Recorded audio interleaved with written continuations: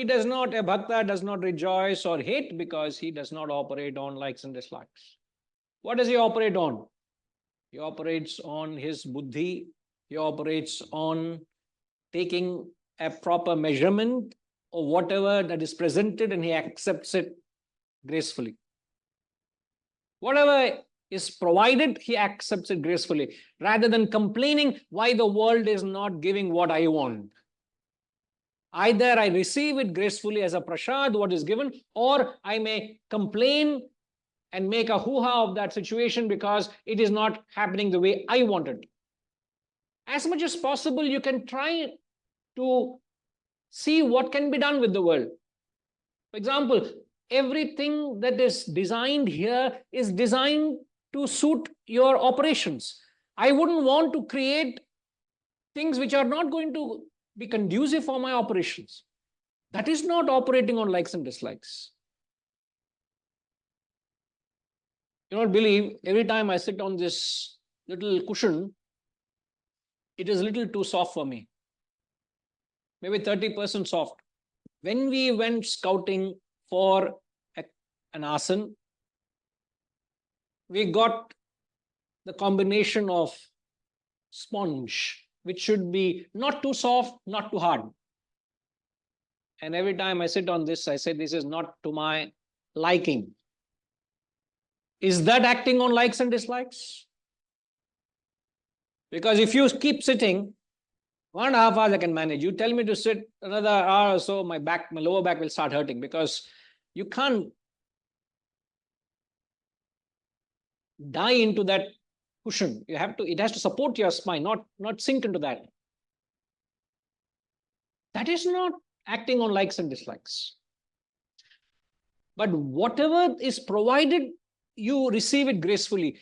Wherever you can have a control, you should try and change the world so that it fits into your requirements. But don't complain when the world does not meet your likes and dislikes. So you need to be very conscious. Am I being reasonable? Am I being realistic, or am I being unrealistic? The moment you're being unrealistic, invariably you're operating on your mind, you're operating on your likes and dislikes. Invariably it's like that. But the moment you bring in a sense of reason, it becomes realistic, it becomes reasonable. That's all right.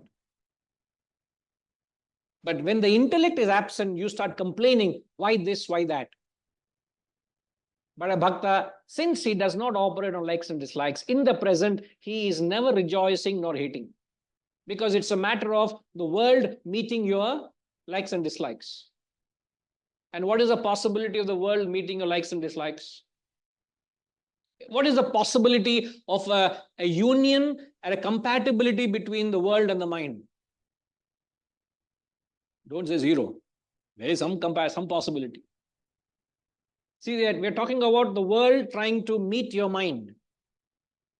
Here we're talking about mind's likes and dislikes, and the world around you. Now, what is interesting is, now what we're talking is, what's the possibility of the world catering to your likes and dislikes? The world and the mind having a compatibility. What's the possibility? Now, what makes it very challenging is, the world is in a constant flux of change. Your mind also is in a constant flux of change. And what makes it that much more difficult is both these changing factors to have a match.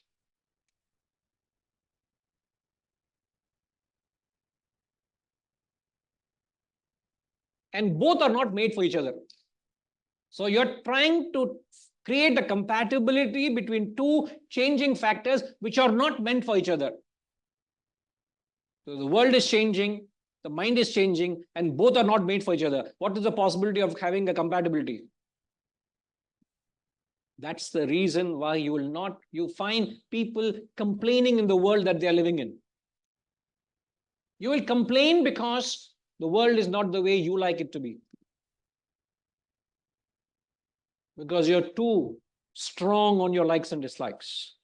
You're not able to put aside that and say, what is the world like? You're not able to see the reality. So a bhakta does not, predominantly a bhakta operates on the mind, but still he does not act on his impulses. He does not act on his likes and dislikes. So the emotion is a strength here. See, a bhakta, what is a bhakta? A bhakta is a predominantly emotional person, right? A predominantly devotional person. But very rarely devotion or bhakti becomes a strong point. In many people, emotion is a weakness. But for a bhakta, it is not so. Even though he is predominantly emotional, it is not his weakness. So he is able to handle his likes and dislikes, his impulses, his emotions very well. So it should not be seen that a bhakta is a very emotional fellow who falls for emotions or is affected by emotions. Now, so when we say rejoice and hate, referring to the present, he does not grieve of the past. What has happened is done. I can't do anything about it. So why do I go back into the past? Whatever happened, let it remain there. But the problem is the mind doesn't want it that way. So a person who is spiritual will learn to live in the present. So many good and bad things have happened. So it's a weakness of a mind to go into the unnecessary avenues of the past. It's unnecessary. Unless and until you say, every time I think of the past, I'm learning a lesson from it. Okay? So every time I think of the failure of the past and mistakes I've made, I'm learning so much wisdom from it. I think Epictetus says that. Don't worry of the past, but rather gain the wisdom from it and forge ahead. If at all you have to look into the past, you only look into the past to gain the wisdom from your own mistakes. And you're learning that only to forge ahead. Epictetus says that. So if you are not looking into the past to learn something out of it, there is no point past has relevance to your present. So you should not. Philosophically, we are told not to go into the past. So bhakta does not grieve. There is no grief or worries of the past. Nor does it desire anything in the future.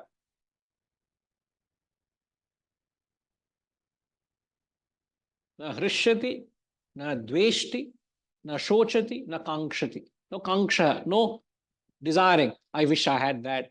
I want to get to that. That kind of, even if the desire is there, is you keep it latent. You keep it dormant. Don't unnecessarily excite you. So if you unnecessarily get yourself excited, then you are disqualified to be a bhakta.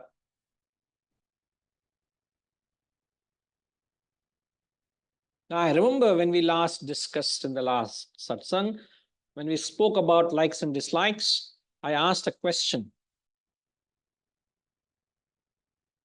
There was a question. Gayatrima, what's the question? Remember, we gave a question.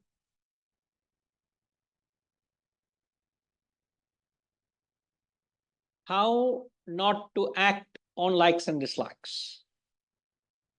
We said, why not to act on likes and dislikes? We already answered that, didn't we?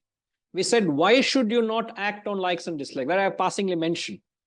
The world is not going to fit into you. Point one. Other point we said is, what you like to do may not be what you ought to do. So invariably, what you like to do, if I like to eat sweets, I will destroy myself by that liking or desire to eat. There's nothing wrong in having a desire for it. But if I have no control over that like or the desire for it, I've destroyed myself. Ravana had no control over the lust for women. He destroyed himself and the whole kingdom. But he had no control. It can be desire for acquisition. It could be desire for recognition. In the spiritual field also, I can have a desire for recognition. I should be recognized for my work. And if you if you fall a prey to that, finished. So it could be any desire. The moment you fall a prey to it, it is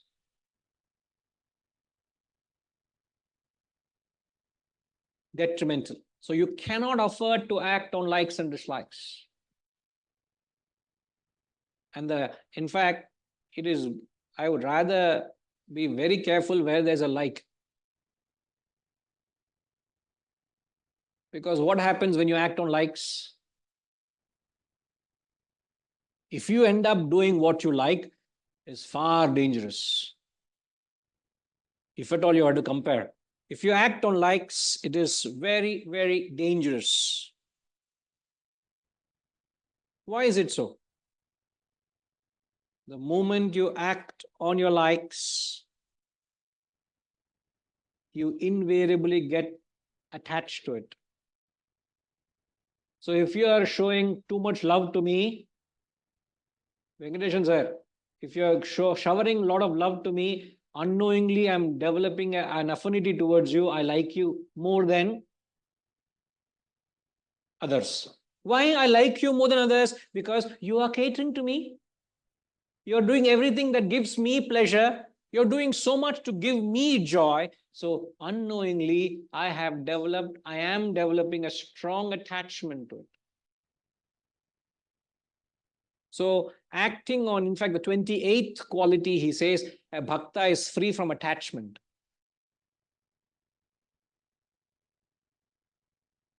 Sangha vivarjitaha. He's free from sangha. He's free from attachment. I'm trying to explain what we have said earlier, why you should not act on likes and dislikes. Likes and dislikes are said to be your own enemies. If I like my grandchild, I'm invariably attached to my grandchild. If I like my house very dearly, I'm invariably attached to my house. If I like my job very well, invariably I'm attached to my job. Anything that you like to do it, you are attached to it. It's a natural consequence. And likes and dislikes are your own enemies. So we have given the reason last satsang. I've repeated it, why you should not act on them. Having given why, the next question, or the question I left you all last satsang, is how should you not act on likes and dislikes? How do you deal with them?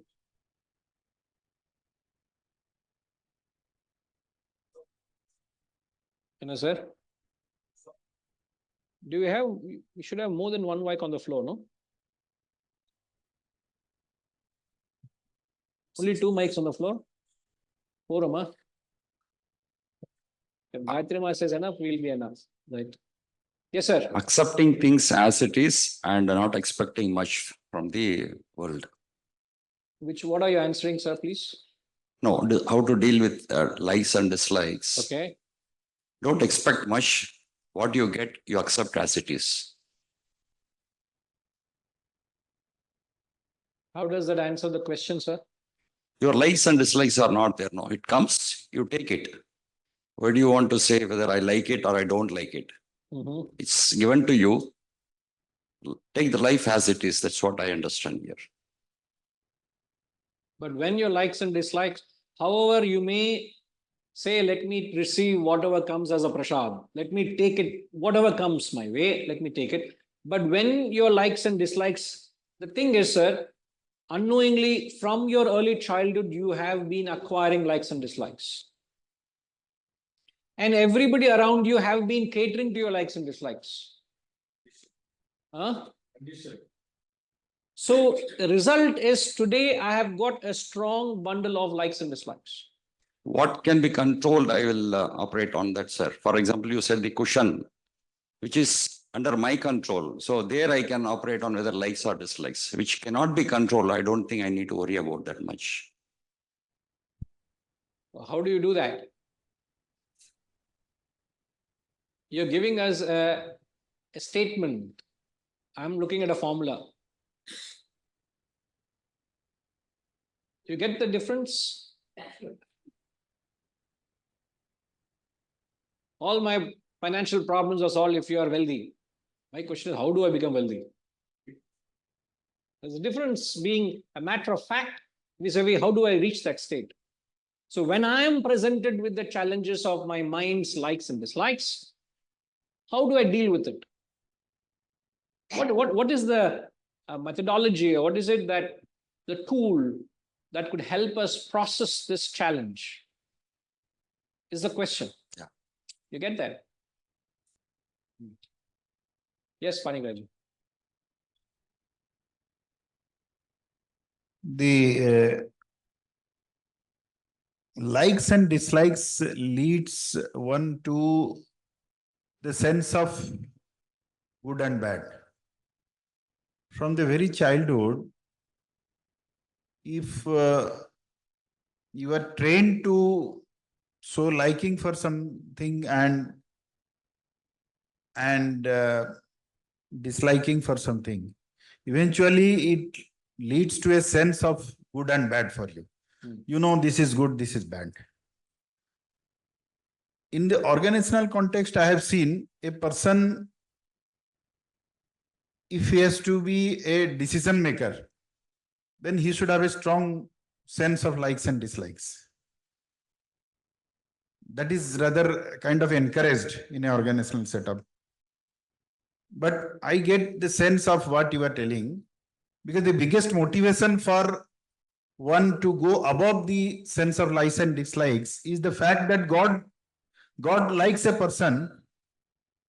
God will appreciate you if you go beyond that. God doesn't like a person having a strong sense of liking and disliking. No, God doesn't have likes and dislikes, please. No, you're almost putting that God will like you if you don't have likes and dislikes. If you have likes and But the dislikes, sense of having a strong sense of liking and disliking for something okay, is not encouraged, because this particular stanza is telling indeed, that the person who is dear to me should not have a strong sense of likes and dislikes. That is the biggest motivation. That it's not encouraged by the God, and God himself has told about it. But the fact is that in an organizational context, I have seen you should have a strong sense of likes and dislikes. So there is a dilemma. no. Okay, you take organizational context. I will take the organizational context and give my role to the organization I'm in and the obligation I have. In an organization, everybody has a role, everybody has a position, and roles are predefined. Now, as a teacher or acharya in this organization, I have certain roles to play, right? Whoever are the stakeholders or whoever are involved in the organization expects you to execute your work as expected, right? It's defined. Like, for example, I have a commitment, an open commitment, and every Sunday I will be here, provided of my other travel commitments and other lectures and other engagements, time permitting, and as per my schedule, that I will be here every Sunday, 11 o'clock, chanting, 11:30 to 12:45, lecture. This is a commitment. But let's say when I get up this morning, I don't like to go and talk on Bhagavad Gita today. I don't like to lecture. So I'll send a message to the admin, say, please send out a message. The class stands cancelled for certain reasons. Nobody will ask questions because authority has sent a message, no class today. 1 minute, let me complete my sentence. Please, I'll come to you. Just hold on. I have cancelled the class. But what is the reason the class gets cancelled? Because Guruji is not in a good mood today to take the class. I am not attributing to anybody in the family for the good mood or bad mood. It could be any reason. But if I'm operating on moods, if I'm operating on my feelings, then I am not doing what is my obligation to do. There are people who are interested for the knowledge. Less or more, I have an obligation to come and teach. So am I to operate on what my feelings are, or am I to do what my duty compels me to do? You tell me, sir. You go to your office and your PA doesn't turn up for work. And you send a message to find out why is that PA not there for it. She replies back, a message comes, you say, she's not in a good mood to work today. Okay? Would you accept that reason, a good mood is not the reason? He's operating on her legs. She's operating on her emotions. Whether you like to do the job or not, she knows that if she comes to work today, my boss is going to give me a lot of work. So to avoid that, she says, I don't like to work, so I'm not coming today, I'm not reporting. Is that acceptable in the corporate world? Is it acceptable in any world? No.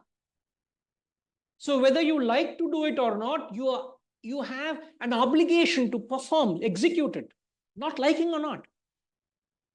But if an action, for example, the day before yesterday, you might have got a late in the evening message that the Saturday morning Upanishad class got cancelled. I know you will ask that, so I'm only clarifying. That's why that example came. It's a precursor, preparation is there. So, so you got clarity, no? I was traveling and we were expected to return to land in Hyderabad at 9 o'clock, which means I would reach home latest by 10:30, and I was prepared for the satsang. So because when my travel plan was planned, it was accommodated. You reach the airport half an hour before departure, which was scheduled at 7:25 p.m. You get a message that the flight is delayed by 2.5 hours. So a flight which was supposed to take off at 7:25 took off at 10 o'clock, which meant I landed here at 11:45. I reached home at 1:45. So when the announcement was made, I knew I'll be reaching home at 2 a.m. in the morning, and it's not within my control.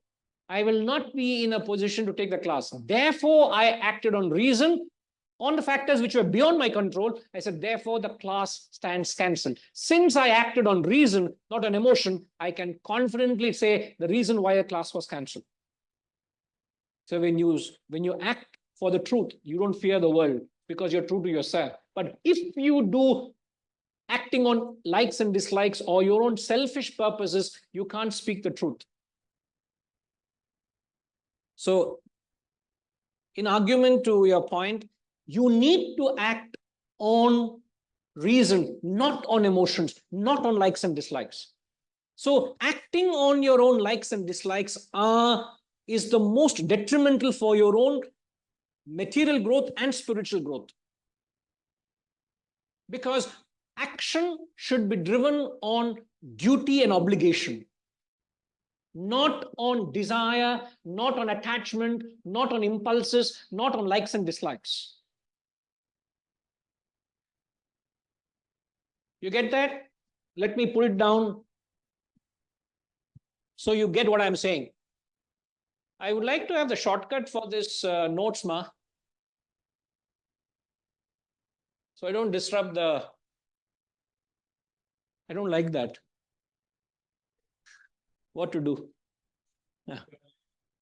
So when you act, you can either act on what your duty binds you to do, what your obligations are,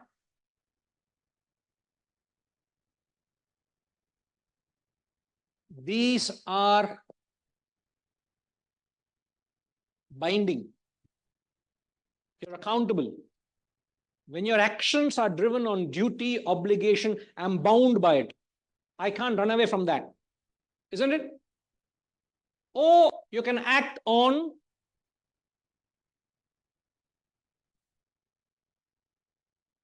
your feelings or impulses or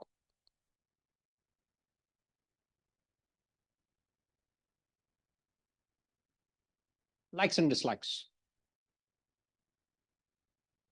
And when you operate on these factors, your actions are, they have a determined course. Means you know the path, what you're doing. But when you act on this, your actions are erratic,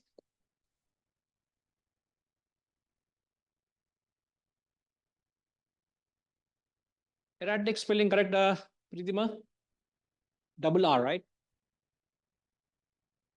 If you act on the emotions, impulses, they're erratic. They are not predictable, means they are all over.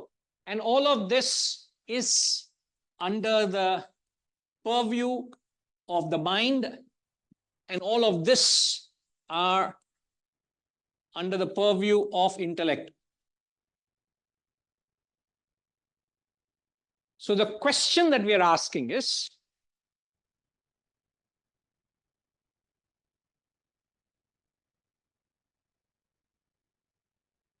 how not to act on likes and dislikes. आप कतार में हैं, आप Q में हैं. Okay, you get me, sir? Clarified? Anything, sir? Yeah. Mike, please. You use your intellect and analyze whether what you like and you want to do is in overall alignment with your bigger goal or goals. If it is not in alignment, although you like it, you don't do it. Stick to your duty.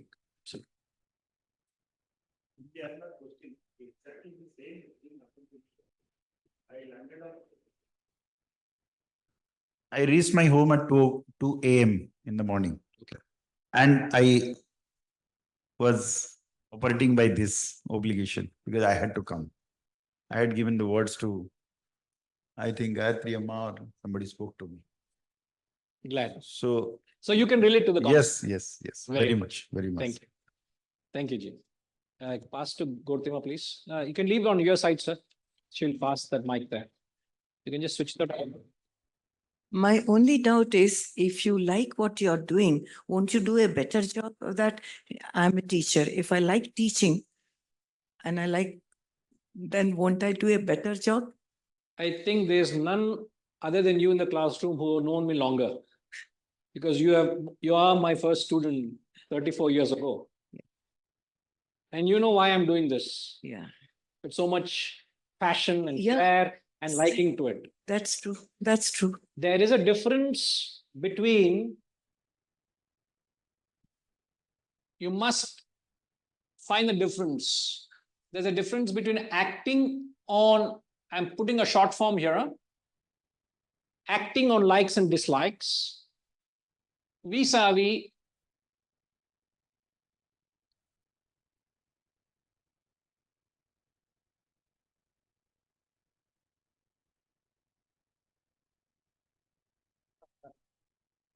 acting on swadharma. Swa means my, dharma means nature, which means not. So dharma means nature. Here is nothing but what I like to do.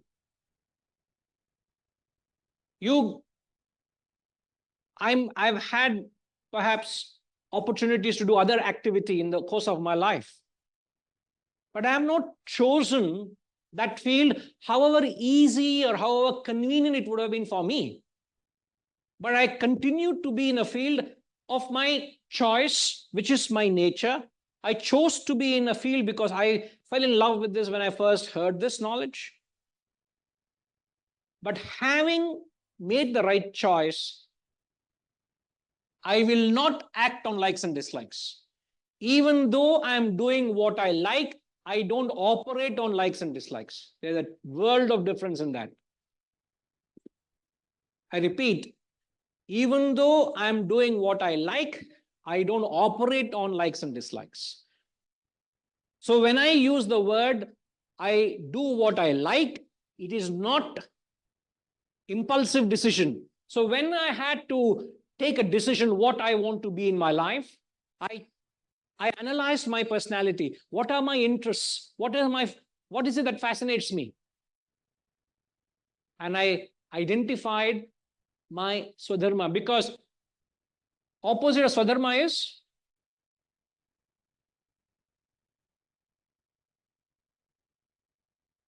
I should not get into a paradharmic field. Paradharma is something I don't like.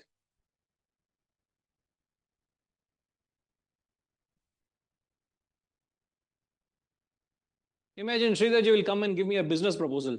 So let's start business. So Venkatramaji will say, I'll give you a job offer in my company. A very good payroll. Because he feels I'm competent for it. Both these are coming from their perspective because they know me and they feel I can bring something to the table from the clarity of what I do, whether to run business or to take up a job portfolio to do a certain job. But I will not do it because it falls under my paradharma. So when you are, so I'm still with you, Ma. So when you are acting on Swadharma, you are operating on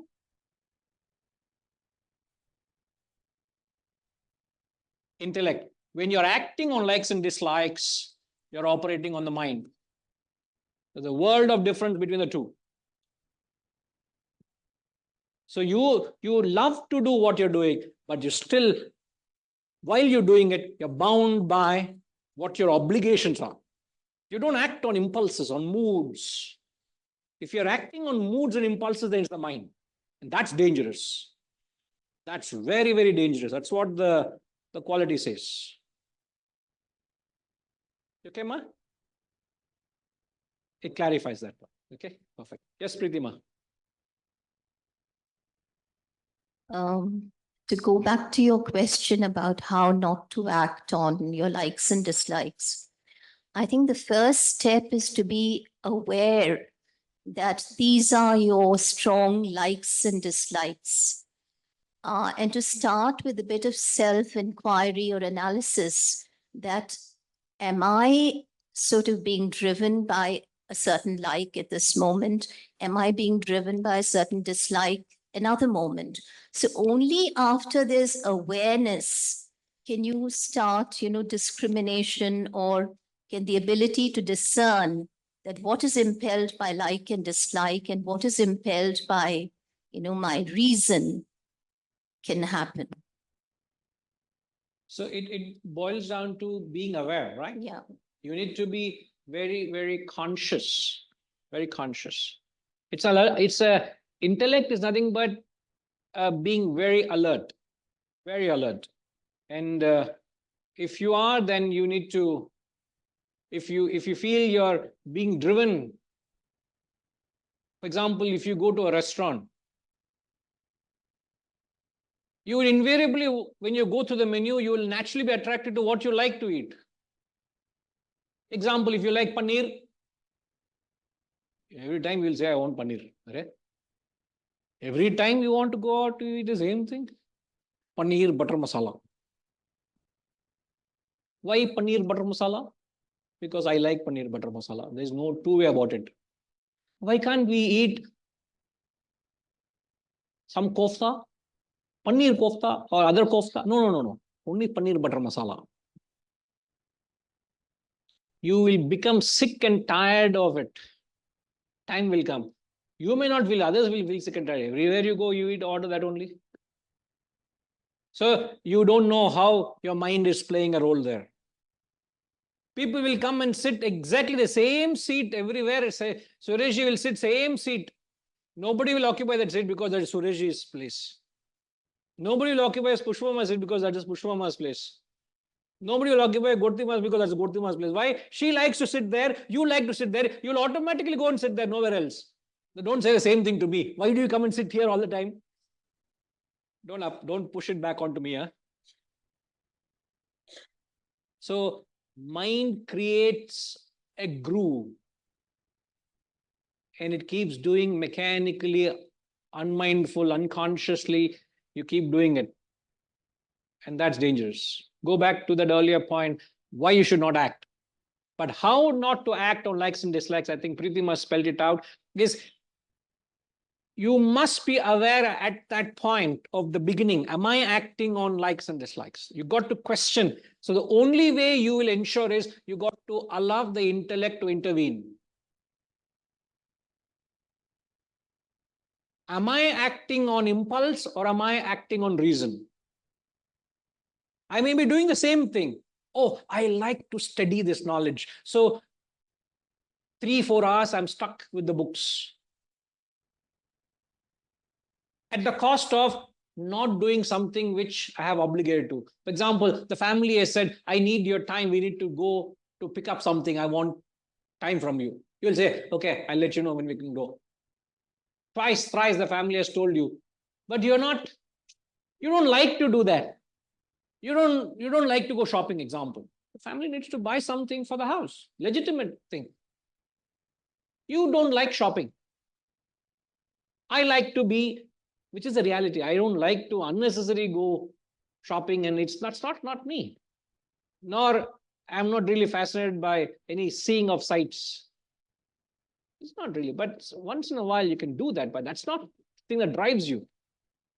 But yet, if there's an obligation for the family, and if you are doing something because you like to do it,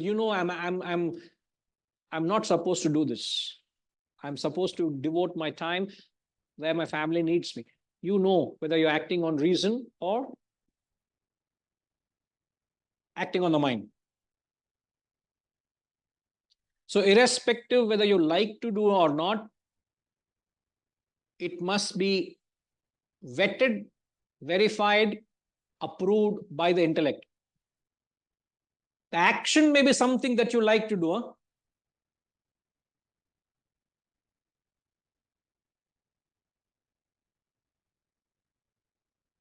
Okay, acting on intellect doesn't mean you do ulta. Acting on intellect does not mean you start doing what you dislike and avoiding what you like. You'll complicate your life. Don't do that. When I say don't act on likes and dislikes, what does it mean? Okay, whatever I like, I do the ulta of it. What I like, I do ulta. What I dislike, I start doing it. Doesn't mean that. What it only means, whatever your mind entertains, check, is it the right thing for you to do? In this context, some classes back, you had given one example. Night about 8 or 8:30, you had to take your parents for a wedding, but you had other priorities. So attending that wedding was not in alignment with your bigger goals. And therefore, you told your parents, I would not like to attend, but still, if you insist, then I will take you. So they also understood and said, no problem, we will not go. You can So, double check with them there. No, what I'm Otherwise, you say you keep giving so many examples without going through them. No, Please why- pass exam. why I'm bringing this up? At least that way I'll prove myself that I'm obedient son also. Otherwise, they'll say, you can say what you want. I'm obedient son also, please. Boss is always right. So no need to check. No, he's saying I said my parents. I'm just verifying that. Like he said, he verified why I canceled the class. No. So I know why Panikraj is asking me the question just to cross-check me what I'm answering. He doesn't want to know the answer. He knew the answer before and then he's asking. Sir, Ah, because they are concerned that because of unforeseen reason, something like that. right. Worried whether something happened. That is the thing. I got that. No, it's okay. So in other words, in practical situations, operating the way we have decided now, will inevitably, you must develop the ability to say no. If you don't have the ability to say no, you will be pulled in different directions. You will not operate on the intellect and do what is actually right for you. You should have the strength to live by your own convictions. What you think is right should be done. If it's not right for you, don't try to be right for others. Because you will not be right for others by being wrong to yourself. I can't be true to you by being false to myself. I can't. So the only way I can be true to you is by me being true to myself. So it is very, very paramount. Okay. Guruji, Apparao and Harish have raised their hands for long. Oh, sorry. Sir, आप थोड़ा क्यों में है? They've been raising their hands. Their hands are aching now. Yes. Yes, Harish, sorry, I didn't get to see you all. Sorry. Yeah. Guruji, Aparana was first, so let him go first, Guruji. He was. I like you first more than him. I will only go with you. That is, I'm sorry, you spoke the truth out. I want to do. I'd like you to reconsider putting Apara back, please. No, I go will ahead. take it Please. after. No, go ahead, please. No problem. Guruji, Go ahead to say. I'm very clear with the discussion today, Guruji. A question came to my mind is that a lot of people are very emotional by nature. It's based on their vasanas. They're very, very highly emotional people. Now, if their vasanas are very highly emotional, would they not have no control over the intellect? The mind supersedes the intellect based on their vasanas that are so emotional.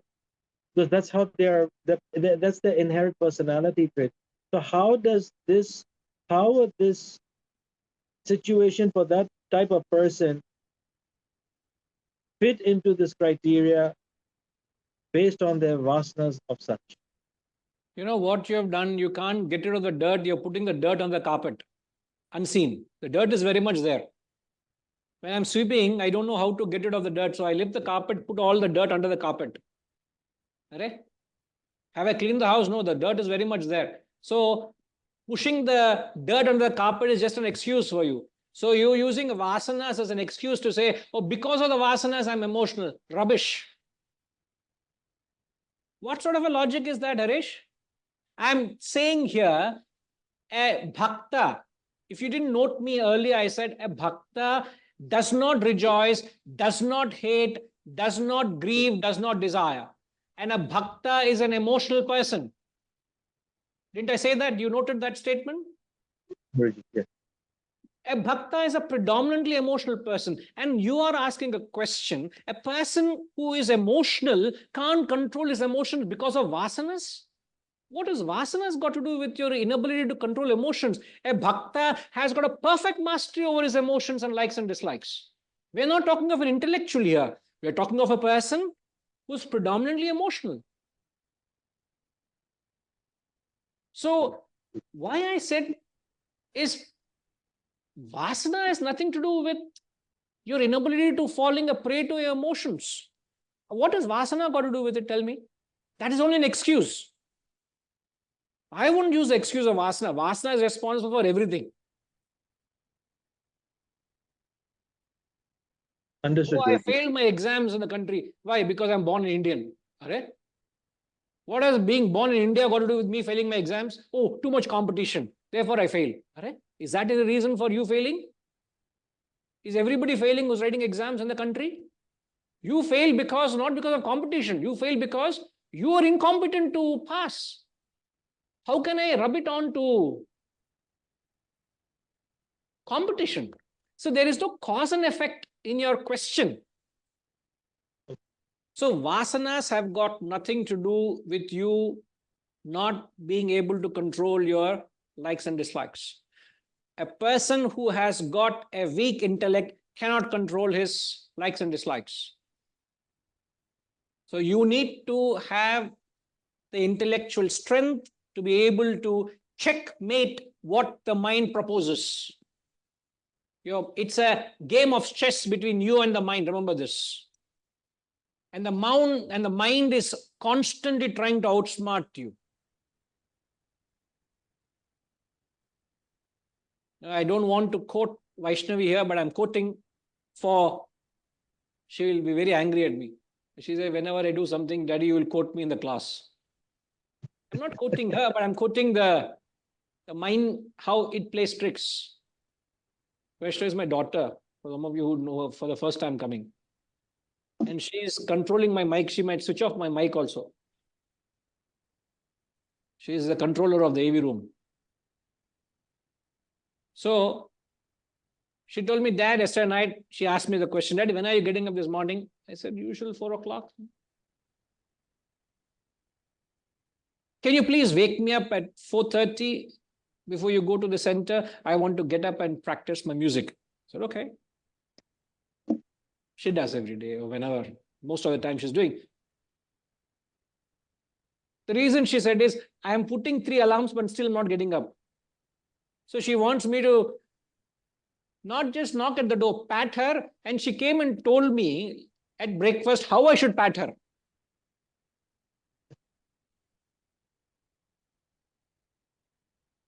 Almost she started beating me up.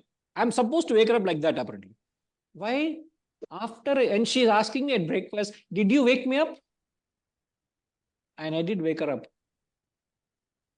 And I patted her. I said, Nana, please get up. It is time. You told me to wake you up. I knocked at her door. I woke her up. I patted her. But the result is she didn't get up. And now she's blaming me for not patting her the right way, for her not getting up. Is that a reason for not getting up?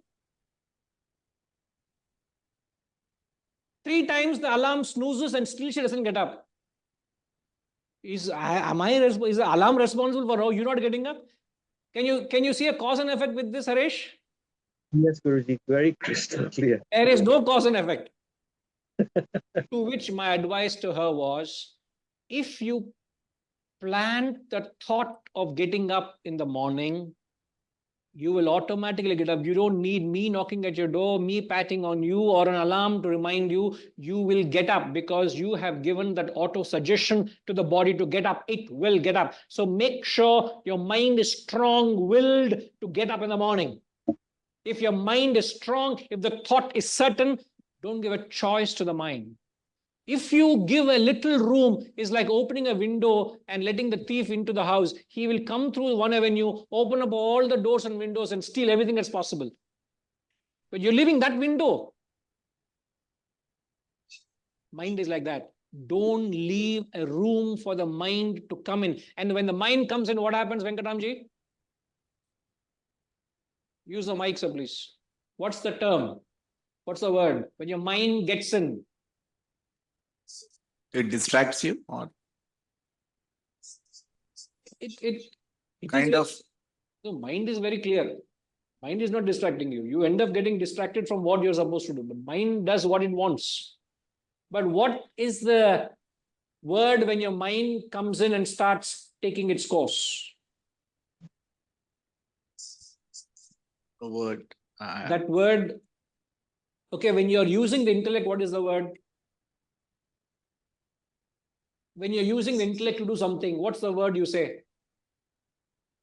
Can't remember now. No, okay, sir, you are doing the right thing. Your Yes. intellect has told you to do it. What's the reason? You say, this is the reason why I'm doing it.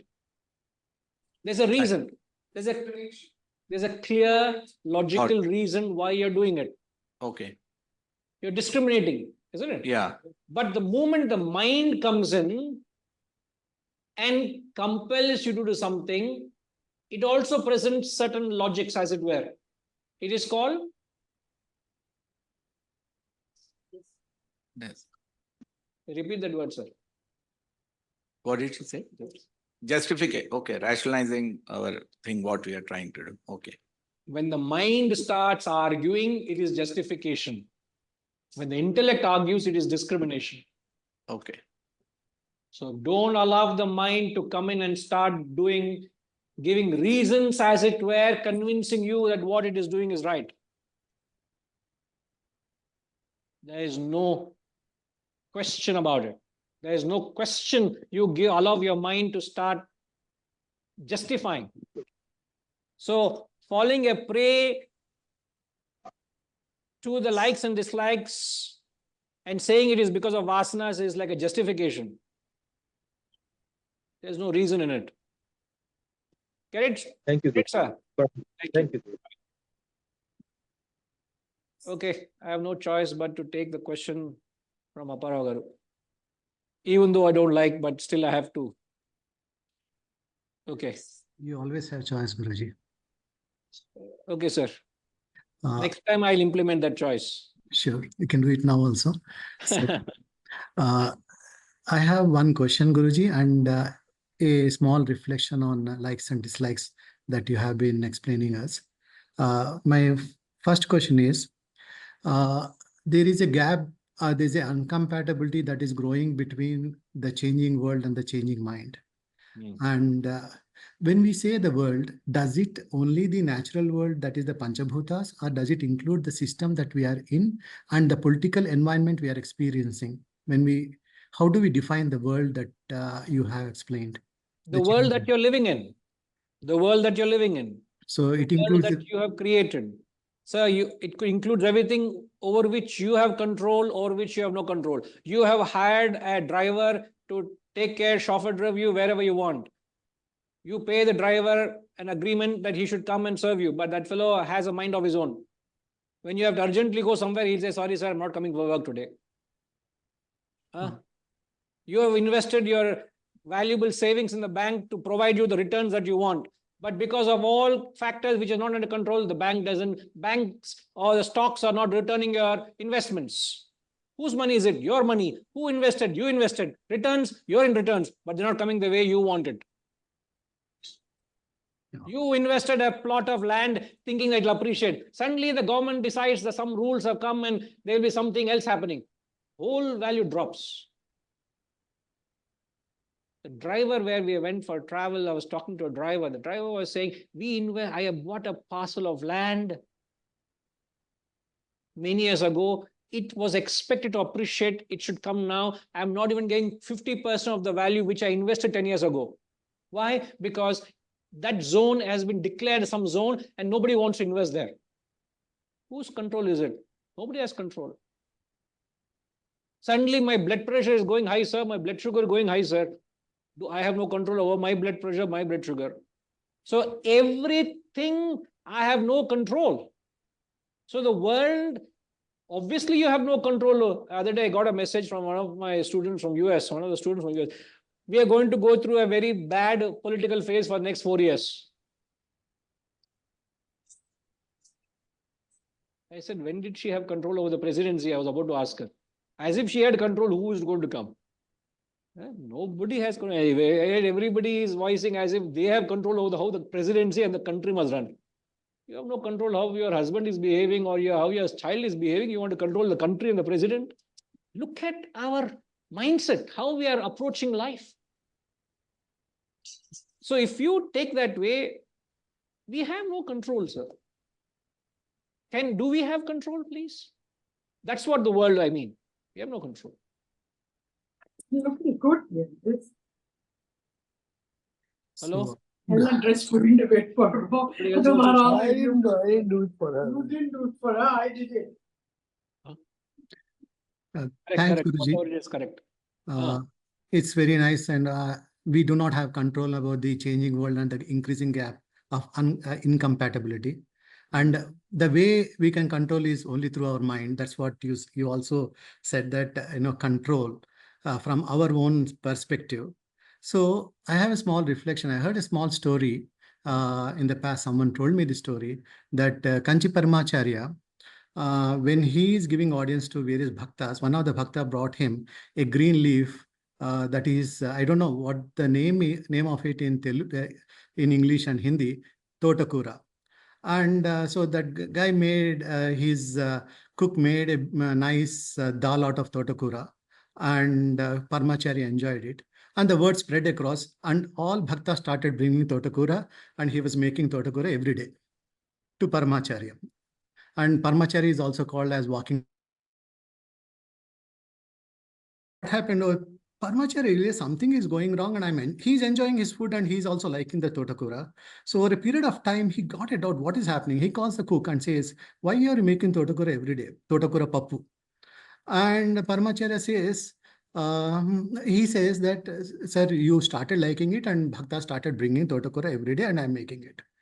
And Paramacharya realized it. And what he did is, okay, stop making this one. And he takes the Go Panchakam.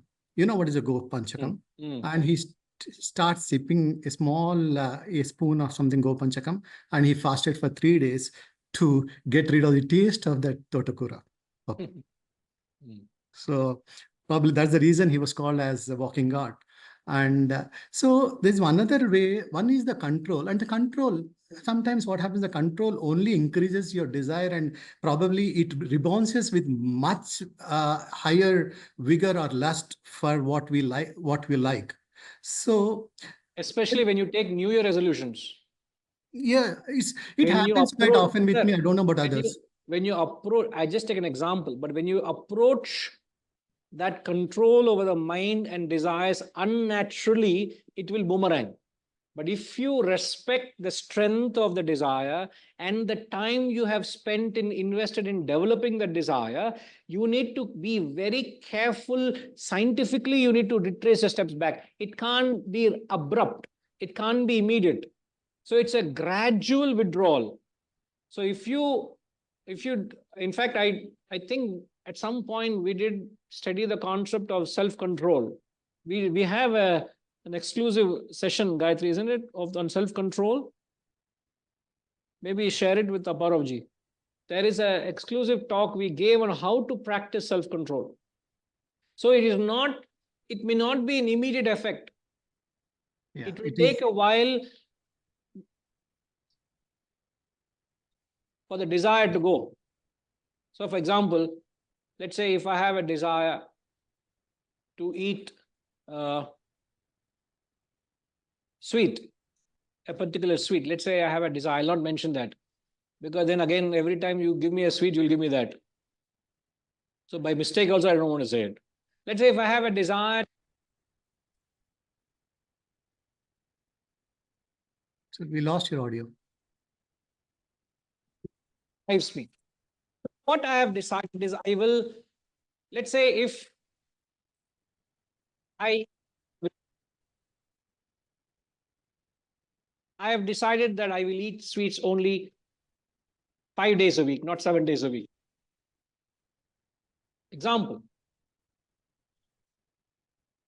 I use that to say I eat 3 days a week, or I eat once a week. Now, when I was eating 7 days a week, what was I acting on? Likes. When I am eating 5 days a week, what am I acting on? Paragaru, what am I acting on? It's a slow process of controlling that like. But did I act on my mind or did I act on my intellect? Intellect. Those who see me eating, you will say, oh, look at that fellow indulging. But I'm actually practicing self-control. You get it? Just because you are in contact with a sense object doesn't mean you are violating self-control. Self-control is at the physical level. So I may be in contact with the object. Let's say I've come to a point where I have complete control over the desire. I have a sweet. Am I acting on my mind or intellect? Slave. Control. In fact, I come to a point where the desire is completely gone. But when a sweet is offered, I eat sweet. What is the difference between that vis-a-vis when you are acting on the mind? You are a slave of the desire. Here, you are a total master of desire. So to reach from that point where you are a total slave to a point where you are a master, I may not. First point is, I may not want to eat, yet I may eat. I don't want it. Means I know the consequences of not eating, of consequence of eating sweets, but still I can't control. Doctor has told me not to eat sweets, but still I end up eating sweets. That is the mind. I'm eating, not wanting to eat sweet. This is intellect. Because that is the crime vision. Repeat my statement. Not being told to eat, not wanting to eat. I don't want to eat, but still I eat is the mind. Where I have control, I don't want to eat, and yet I eat. It is the intellect. So this transition phase where you go through is subjective, and you need to respect that. And when you allow the transition to go through, while you're gathering enough wisdom, carry your sadhana, slowly what will happen is the strength of the desire and the attachments you have for it will slowly start falling away. But if you don't respect it, it will come back, it will boomerang with you with greater strength. It will really boomerang.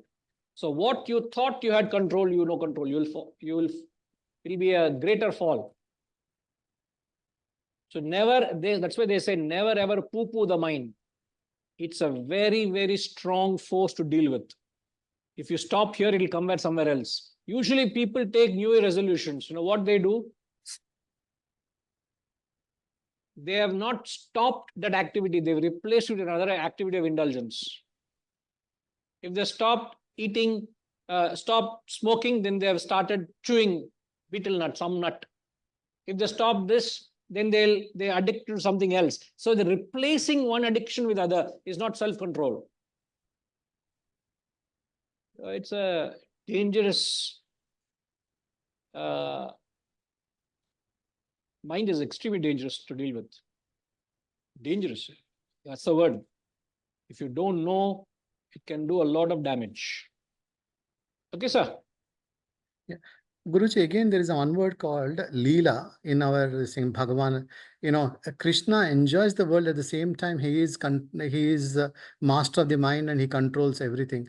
So, is there a way one can master the mind and enjoy these subtle things at the same time? Where is your focus, to enjoy or the control? My focus is to enjoy in control. I got that. I sensed it. That's the reason I asked. Knowing the answer, I asked. If you want to enjoy, then you rather even outright go and enjoy. No, why are you worried of control? No, that is going to take over me. I am going to become a slave of it. Sir, the only way you will control any sense object is when you drop the value for it. It should have no value for it. It should not tempt you. It should not be a weakness for you. It should not be a distraction for you. If you have a value for something, if you enjoy it, if you really have a black market value for it, you can't control it. You will fall a prey to it. So the only way you can control this by losing the value for it. So these great men of wisdom had no value for the lower. Therefore, they had perfect control. It's there or not there didn't make a difference to them because their thoughts were always higher.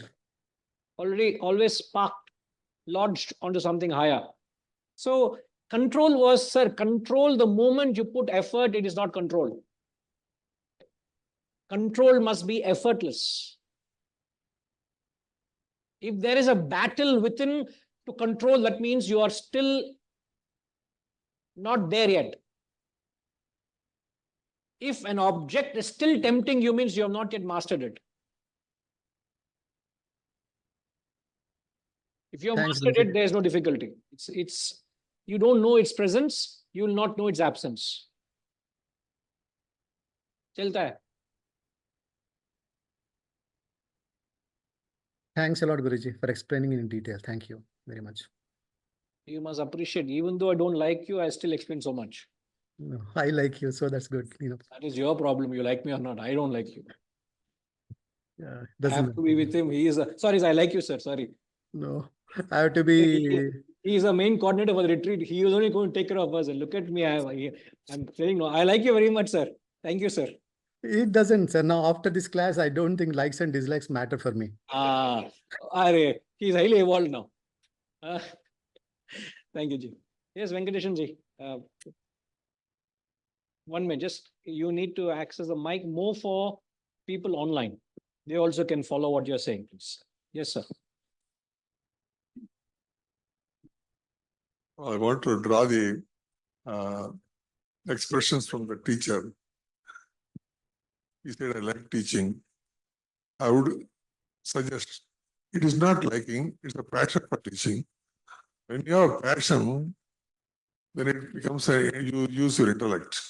When you crave for something, then you're using mind. Correct. What I want to share. So when you Very rightly, Guruji has pointed out Swadharma, and that explained everything actually. Yes. I am not that intellect person to understand this. Swadharma is not in my cup of tea. So no, you have put it in the right way. When it becomes a, what's the word you use? Passion is the intellect. Other word is craving. craving. It's a craving, it's the mind. When you have a passion, you enjoy. Whatever you are doing, you enjoy. Absolutely. But when you are craving, there is a chattering. I should not have done this. I should not have done this. So when there is no chattering, then intellect takes over. Intellect takes over. Thank you. Thank you. See the subject, we can easily run a workshop on likes and dislikes. A whole day workshop can be done. Such is the depth in this seemingly innocuous concept of raga dvesha. It's a phenomenal concept. In fact, you all should refer to the 64th verse of chapter 2, where he talks about what is self-control. Chapter 2, verse 64 gives the formula of what is self-control. Because he's talking of a man of perfection, how he operates. Right?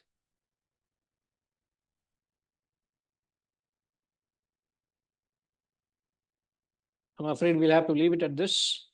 We will have to, I'm afraid we'll have to take a break for the next 2 weeks, right? Next 2 weeks. Next week we have an engagement, a family engagement, which I can't, how much ever I would like to miss it, I'm obliged as a family front to be a part of that family engagement, and the person involved actually invited co-members who are acquainted with. So it's an obligation to be there, as a result of which we can't do it. What time is that event? Next Sunday?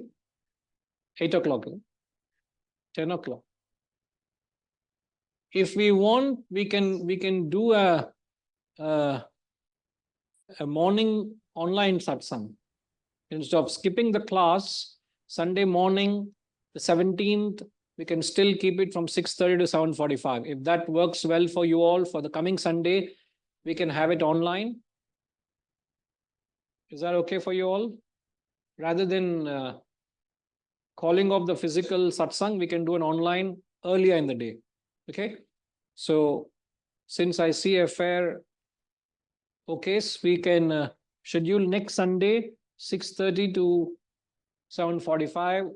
Thereby we can oblige the other obligation we have. And then obviously the following week after that, we all will be in the retreat in the Rishikesh. So there's still an opportunity for some of you who do want to join.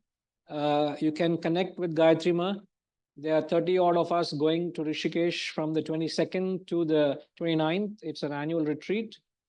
So do join in. Otherwise, the Gita class for the following, after a fortnight, we will not have the following class. It will be thereafter on the 1st. Is it the 1st? Next physical class. Calendar parango, phone Yeah, December 1st is Sunday. Okay, so the next physical satsang will be on the 1st December. Next class on the 17th Sunday is at 6:30 to 7:45 online only. Okay? Right.